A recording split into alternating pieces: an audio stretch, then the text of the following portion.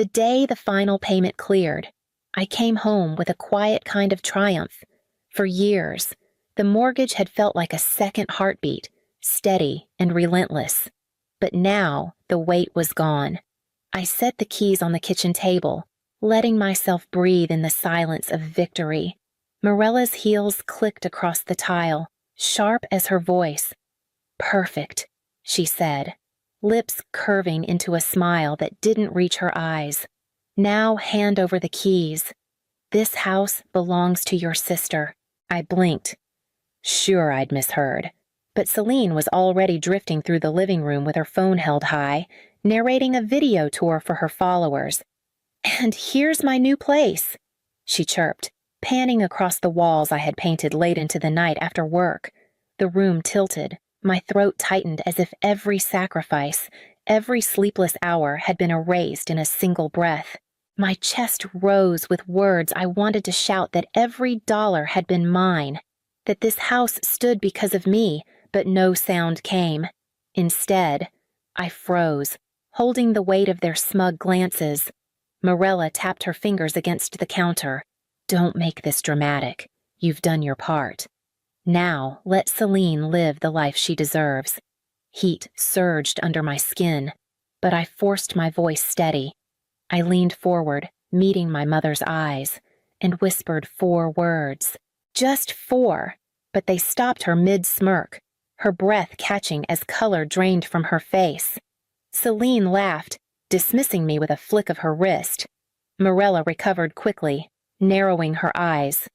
"You don't mean that," she said, voice brittle, but her hand trembled as she reached for the keys.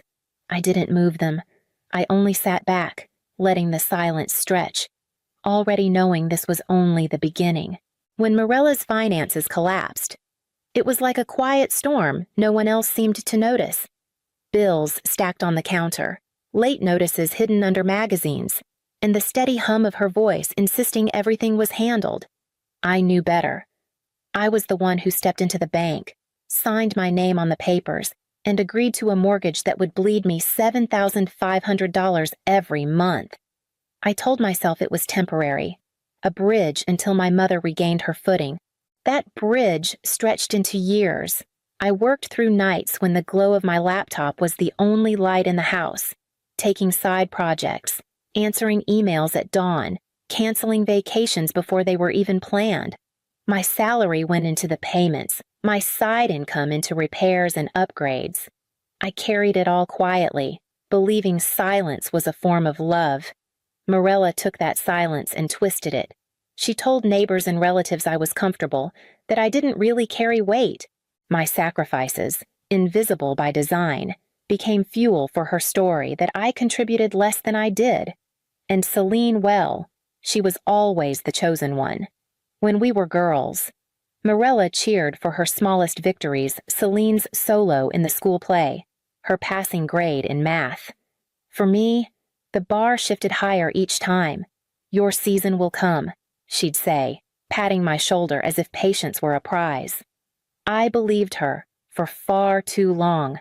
Even our neighbor Mrs. Keaton once tilted her head as she watched Celine's car parked in my assigned spot. "Why do they always take your space?" she asked. I laughed it off, saying it didn't matter, though deep down I knew it did. Every compromise, every quiet surrender had trained them to believe my sacrifices were air. And now, on the day I finally cleared the mortgage, they stood in my kitchen, acting as if the house had never been mine. Looking back, I realized my mother's demand for the keys hadn't been born that day. It had been rehearsed for years, whispered like prophecy whenever Celine stumbled and Morella needed to soothe her bruised pride. "One day this house will be your start," she told her, over and over, as if my work and sacrifices were just placeholders for Celine's comfort. Celine tried her hand at everything, an online boutique that folded within months, a pop-up jewelry stall that drained credit cards, a wellness blog that ended when she couldn't commit to posting. Each time she failed, Morella rushed to soften the fall, a loan disguised as a gift, rent quietly covered, Excuses spun at family gatherings about how Celine was just too creative to be boxed in. The rescues only strengthened her entitlement. Why fight for stability when it was always delivered to her doorstep? I became the contrast: steady, unglamorous, dependable. To Morella, my coding job was invisible labor, while Celine's flailing ventures were celebrated as ambition. Morella called her the daughter who looked like success, polished and photogenic enough to carry the family's image. I was the one who paid, but she was the one paraded. The more I thought about it, the clearer it became. My mother's smile when she asked for the keys wasn't spontaneous. It was the final act of a script she'd been directing for decades. Celine playing the heroine, Morella orchestrating the applause, and me cast as the stagehand who disappears when the curtain falls. That night, sitting with the weight of their expectation pressing against me, I understood. This wasn't a misunderstanding or a sudden burst of greed. It was the story they had written long before I ever signed the mortgage papers, and they truly believed I would follow the script to the end. I watched Morella's hand hover above the keys, her nails glinting under the kitchen light. The room felt too small. Every breath caught in the air between us. I leaned forward and said the 4 words again, slowly this time, letting them sink into the silence. Check your certified mail. For a moment, no one moved. Celine laughed as if I had told a bad joke, waving her phone around to capture the moment. But Morella's eyes narrowed. She knew me well enough to sense the weight in my voice. What she didn't know was how long I had been preparing for this day. Months earlier, when she first hinted that the house should be signed over to Celine once you're done paying, something inside me shifted. That night, after they had gone to bed, I opened my laptop and sent an email to Graham Ortiz, a real estate attorney I'd met through a client. I told him I needed clarity, maybe even protection. Graham was calm, methodical. He checked the title. Every line confirmed the house was mine alone. He walked me through options most people never think about until it's too late. Notices revoking informal occupancy, scheduled lock changes with civil standby, protective orders if harassment crossed the line. It felt extreme at first, almost paranoid, but each time Morella dropped another comment about Celine's future here, I realized caution was my only safeguard. We created a plan the final mortgage payment would trigger the next steps. Documents were drafted, ready to send. A locksmith was scheduled for the morning after payoff, with an officer notified in advance. Every safeguard was set quietly in motion. So when I whispered those words to my mother, I wasn't bluffing. I was calling in months of careful preparation. The same silence I had once used to keep the peace now became my shield. One signed page at a time. Morella's smirk faltered, her hand retreating from the keys. She tried to recover, but the tremor in her voice betrayed her. Celine rolled her eyes, convinced I was bluffing. I let them believe whatever they wanted. By the next morning, they would know the truth. 2 nights later, Morella insisted on a family dinner. She called it a celebration, though I knew it was something else. The dining room was crowded with aunts, uncles, and cousins who had been drawn in by promises of a big announcement. I stayed quiet at the end of the table, watching as Morella lifted her glass with a practiced smile. "To Celine," she declared, her voice ringing with pride. "Tonight we celebrate her new beginning in this beautiful home." Applause rippled around the table. Chairs scraped as people leaned in to hug her, their words spilling over with congratulations. I felt my fork slip in my hand. "This isn't Celine's house," I said, my voice clear but even. "I made every payment. The deed is in my name." The room fell briefly still before Morella's laugh cut through the silence. "You see, always dramatic. Don't spoil the moment." Murmurs of agreement followed, eyes turning toward me with polite disapproval. Celine leaned back, smirking. "Relax, Novalee. You can crash on someone's couch for a while. Maybe it'll be good for you." Heat flushed through me, but I didn't take the bait. Instead, I slipped my phone under the table, Opening my email, I typed quickly, attaching photos of the title documents, mortgage receipts, and the draft notices Graham had helped prepare. With a single click, the evidence was on its way to his inbox. Morella's voice rose again, triumphant as she painted me ungrateful before the relatives. I watched her bask in their approval, not realizing every word was another piece of proof. I didn't need to shout to make myself heard. The record was speaking louder than I ever could. When the plates were cleared and the laughter died down, I knew the stage they had built for me was collapsing, and I had already moved the play elsewhere. After the dinner, I stepped outside into the night air, the weight of their voices still pressing against my chest. I pulled out my phone, scrolled past unread messages, and tapped the only number that mattered. Graham answered on the second ring, his tone steady as ever. "It's time," I said. He didn't need me to explain. We had rehearsed this moment too many times already. Within the hour, a courier was scheduled to deliver the notice of revocation of license to occupy. Every word of that document had been drafted weeks earlier, signed, notarized, and waiting for the day the final payment cleared.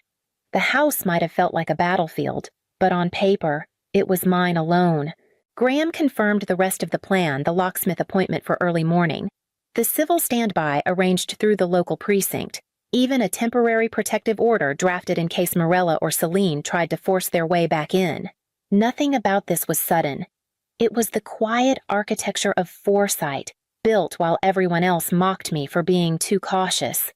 I sat in my car outside the house, the glow from the dashboard painting the silence around me. For the first time in years, my lungs filled all the way. I had spent so long bending under their expectations, shrinking myself to keep peace that never existed. Now the balance was shifting, not with shouting or fists on the table, but with signed pages and a single phone call. By midnight, Graham texted courier confirmed. Documents will be in their hands by morning. I read the message twice, steadying my breath. I wasn't the powerless daughter they believed I was. I was the one who had prepared, the one who saw their script and wrote my own ending. I turned the key in the ignition, driving back toward the house with calm in my chest. For the first time in years, I felt the weight of choice pressing against my palms, and it was mine to hold. Dawn broke without sound. No clatter of dishes from the kitchen, no hum of the television in the living room, no voices carrying down the hall. I moved through the stillness of the house I had carried on my back for years and felt, for the first time, that it belonged to me. At the front door, the courier's envelope hung by a strip of tape, the bold type on the front impossible to miss. Notice of revocation of license to occupy. The words that had lived in drafts for months were now here in ink, undeniable, inside, by the entryway. I had already bagged their scattered belongings. Each duffel and box was neatly labeled Celine's clothes, Morella's trinkets, spare shoes, bathroom kits. Nothing tossed, nothing broken, no excuse for them to claim cruelty. Order was its own kind of statement. When the locksmith's van pulled into the drive, an officer followed close behind. Both men greeted me calmly, as if this were routine, which, in truth, it was. Locks changed every day, notices delivered every day. Today just happened to be mine. Morella shuffled into the hall, robe tied loose, her face creased with sleep. She froze at the sight of the officer, then tore the envelope from the door. Her hands shook as she unfolded the pages, eyes scanning the lines. I watched the color drain from her face the moment she understood. "You," she whispered, voice cracking. I stepped closer, steady and quiet. "Check your certified mail." The 4 words I had given her before now returned, no longer a warning, but a fact. She clutched the paper, lips moving as if to form a protest, but nothing came. By the time the new locks clicked into place, the silence of the house no longer felt heavy. It felt clean, as though something had finally been swept out. By afternoon, Morella was on the phone with every relative she could reach, Her voice carried through the walls, trembling with outrage as she painted me ungrateful and cold. She repeated the same line to anyone who would listen, that I had stolen the house from under my sister. But words travel faster than she expected. And so do documents, screenshots of my mortgage receipts, the title in my name, and even the notices Graham had prepared began to circulate quietly among the family.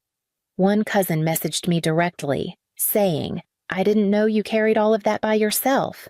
Another wrote, "She's been telling a very different story." The cracks spread quickly, her version of events losing polish each time the truth surfaced. Celine's fury arrived next. She stormed into the living room, waving the notice as if it might change if she shook it hard enough. "You promised me, Mom!" she hissed, loud enough for me to hear from the hall.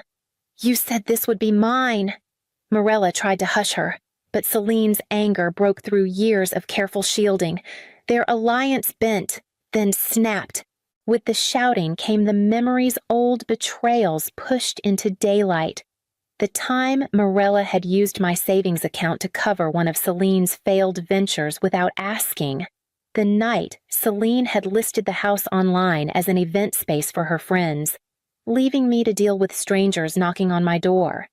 Every compromise I had swallowed came rushing back, undeniable now that the walls echoed with their arguments. That evening, Mrs. Keaton stopped me by the mailbox. Her eyes were kind. Her words simple. "It's not cruel," she said softly, "to lock a door that keeps stealing your sleep." I nodded, the truth of it settling deep in my chest. The house was quieter than it had ever been, but in that silence, something new was beginning to take shape. With the shouting gone, the house felt like bare wood waiting for new paint. I started small, rolling a fresh coat of color over the walls that had once carried Morella's floral wallpaper. The scent of paint replaced the heavy perfume that used to linger in the halls. Each brushstroke felt like reclaiming space I had long ago surrendered. I cleared the guest room and set up a studio for my work. My desk faced the window now, sunlight spilling across clean surfaces instead of dim corners. The space no longer felt like a hiding place. It was mine, open and steady. For the first time in years, I invited people in. Friends from work came by for tea, their voices rising in easy laughter that filled the rooms. Mrs. Keaton joined us too, bringing lemon cookies on a tray, and she smiled as if she'd been waiting for this moment longer than I had. The same rooms that had once echoed with hostility now hummed with warmth. I laid out new rules and kept them simple. No guests without consent, no filming or posting the house online. The rules weren't for anyone else, they were for me, proof that I would no longer let my silence be mistaken for permission. When Graham stopped by to check on me, he glanced at the changes and nodded. "A boundary is a contract you keep with yourself," he said. I knew then that these walls, freshly painted and breathing with light, were no longer just shelter. They were the outline of a new life, one I had built on my own terms. And as the house settled into its new rhythm, I could feel the final test still waiting on the horizon. It didn't take long for Morella and Celine to circle back. They showed up together one afternoon, their smiles tight, their words polished. Morella spoke first, dressing it all in the language of family optics. She insisted we needed to appear united, that neighbors and relatives were misunderstanding the situation. Celine nodded along, though her eyes flicked around the house as if still searching for a corner she might claim. I listened without interrupting. Then I laid my terms on the table, calm but unbending. Therapy, together and apart. An apology that named the years of harm instead of skimming over them. And most of all, no mention of the title. Not once. Not ever again. Their faces faltered, the performance cracking. They had expected forgiveness handed out like another check to cash. What they received instead was a mirror. After they left, silence settled back into the walls. I gathered my papers and went to the notary, filing an estate plan that locked down the house's future. If they ever thought to claw at it again, They would find iron instead of flesh. Driving home, I felt lighter.